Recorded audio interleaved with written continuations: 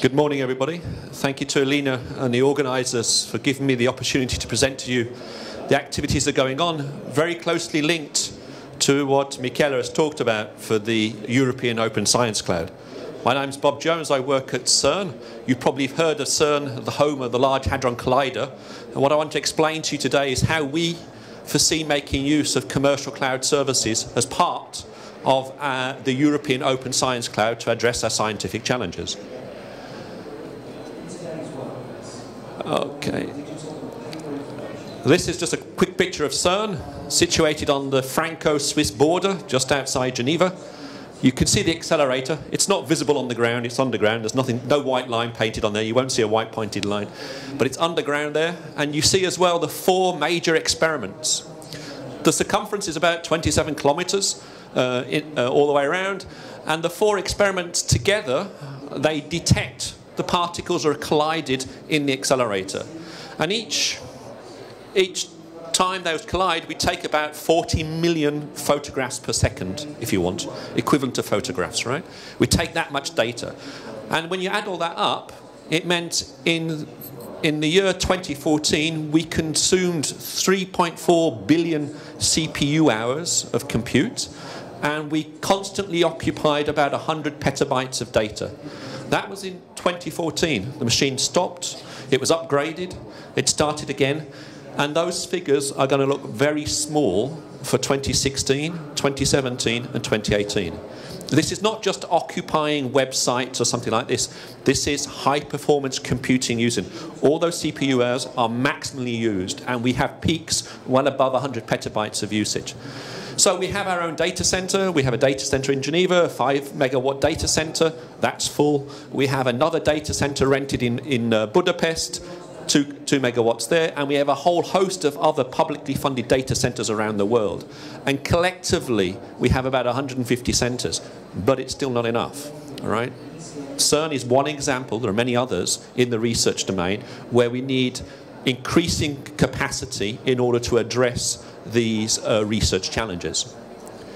So we started with a number of other players back in 2011.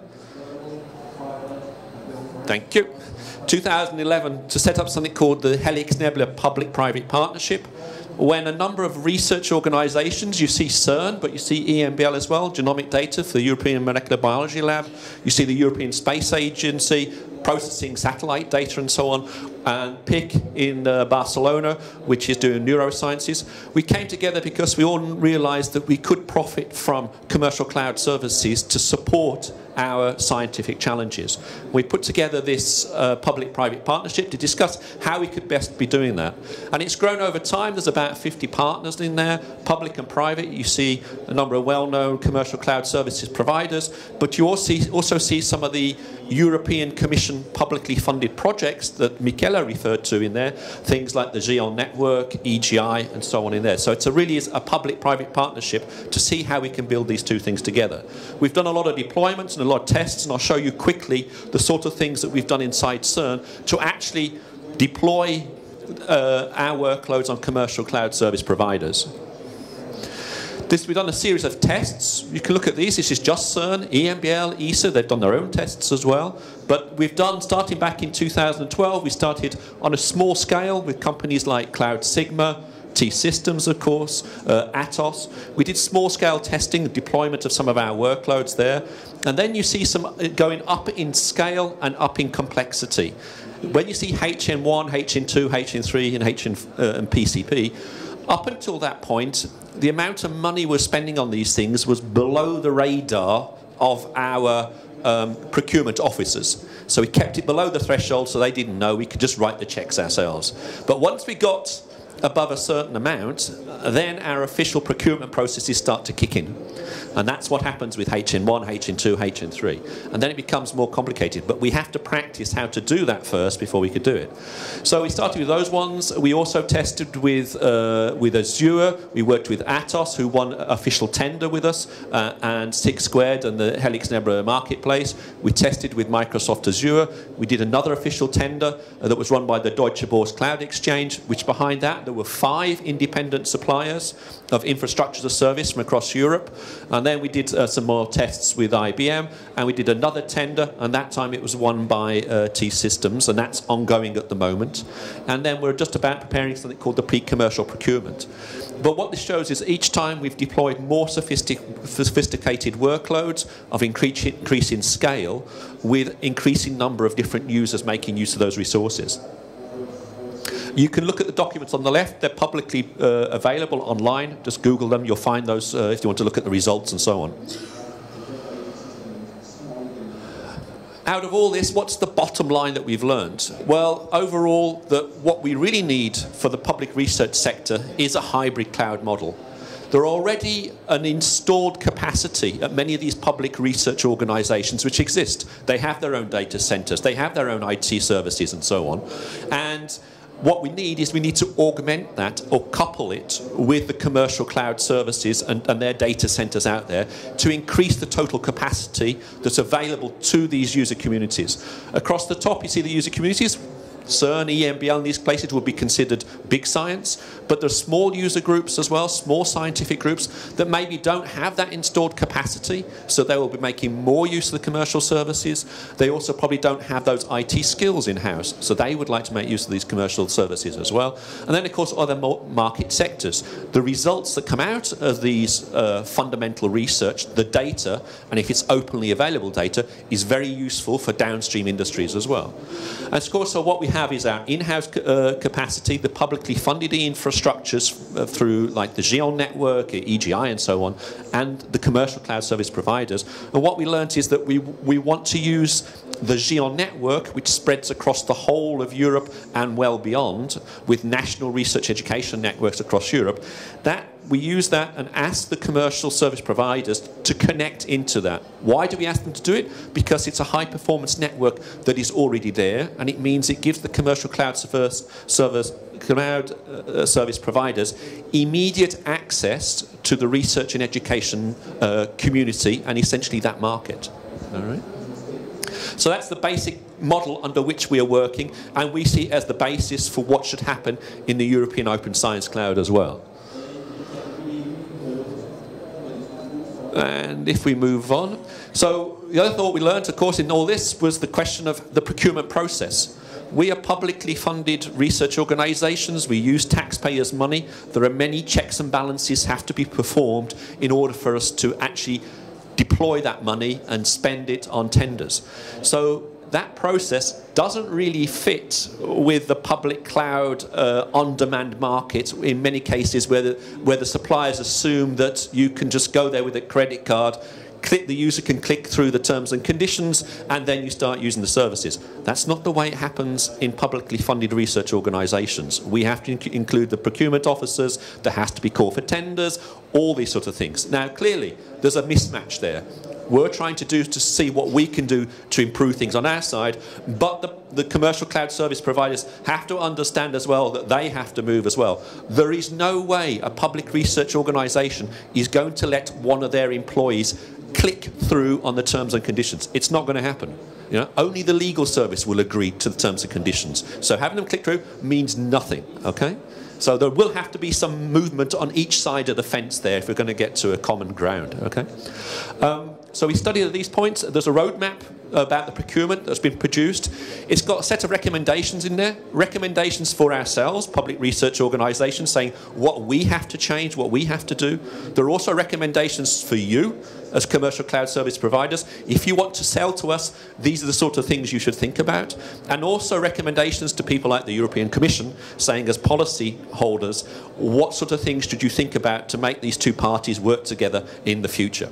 Okay? You can look at that online and look at it at your own leisure. Okay? But basically what we saw coming out of that is that if we're looking towards this digital single market and we want to participate in it, there seems to be three different things. Yes, digitally aware legislation, and you're going to hear all about that over the next two days, as Alina has pointed out. That has to change. It isn't the situation today. Of course, we need some simpler procurement rules as well, and those are evolving, need to be evolved. And also what we would like to see, which is simpler for you and simpler for us, is some sort of common procurement agency which can operate on behalf of the public research sector, research education sector, and procure for the different entities across Europe. It'll make life simpler for you, it'll make life simpler for us as well, so that we don't have to do the individual tenders ourselves. Okay? And that together should simplify the digital single market and lead to a longer term harmonisation of such a market in the future. Specifically, what have we been doing to try and do that? Using one instrument. There we go.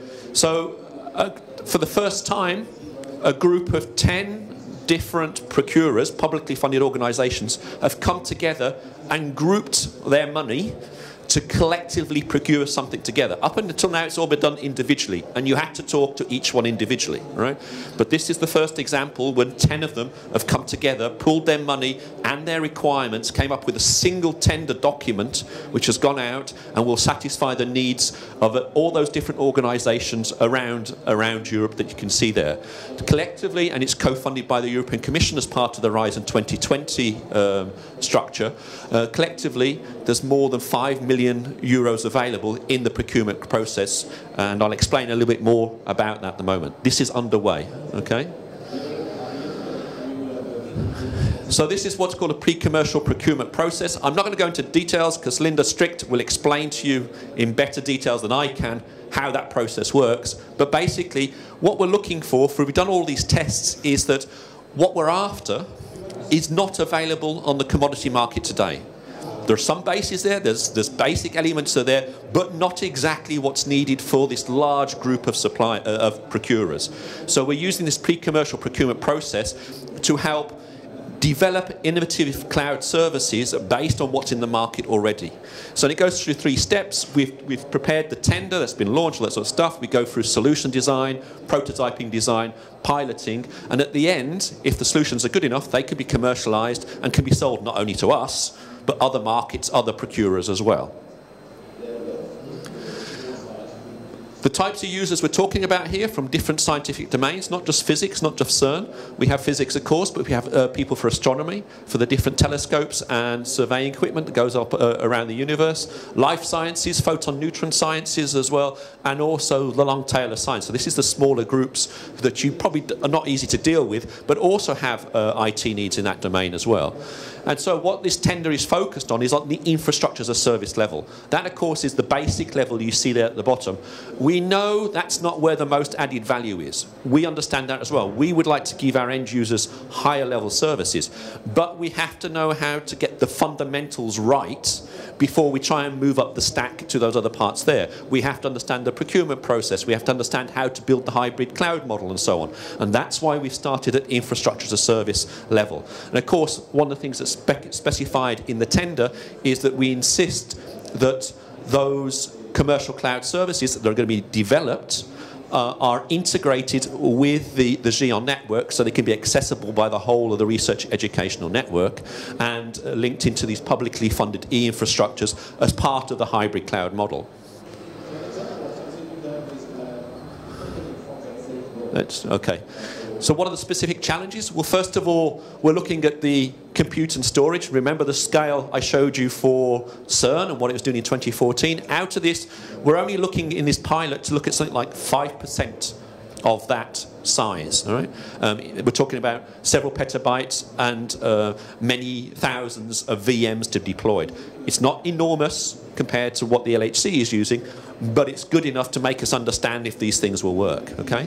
And yes, you can say VMs and stuff like that, yes, but is it performant enough at the petabyte range? Is it performant enough? Can you collectively manage tens of thousands of VMs simultaneously. That's not what we see on the market at the moment, okay? The other thing, of course, is the network connectivity and federated identity management. Yes, connect to this high-speed network, but also our users are used to making use of single sign-on facilities. They are not going to accept that they have to sign into different identity management systems for each commercial cloud service provider they use. So we need a federated identity management system. So as part of the tender, we're expecting the suppliers to integrate with these federated identity management systems so the end users have a single sign-on opportunity, be that across public or private sector as well. And the last thing is, how are we going to pay for all this? There's lots of different models one can imagine when it comes to being commercialized. On the market, you find on demand, you find reserved instances, you find spot markets and so on. They're all there. What's the best models to use for the types of workloads we're talking here?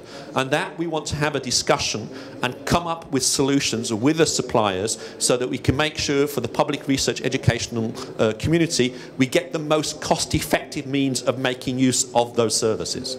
Okay?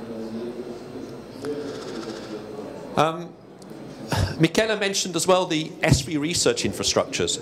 That's very close to what we're doing. What that is, the research infrastructures is a group of something like 50 scientific instruments that are being built by the European member states in Europe and around the world in loads of different fields, okay?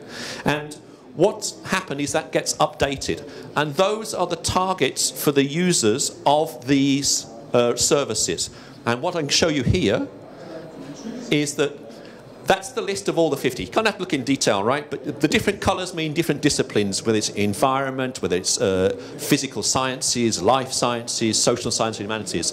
And the little tags for Helix Nebula, those are the research infrastructures that have committed to use the results of this pre-commercial procurement for their users. So it's going to be tested with some of those research infrastructures. But why is this interesting to you? Because essentially, that is your potential market, right? There are 50 of these guys, and they're all going to need IT services in the future, excessive IT services, right? We're testing with 7 of them. Another 10 have already told us that they're interested. So this is a potential market that doesn't exist or isn't open yet to the commercial cloud services providers, and working with the European Open Science Cloud gives you the opportunity to get into such a market. Yeah. Michele has talked about the European Cloud Initiative, so I won't go in great detail. There's no point me covering that.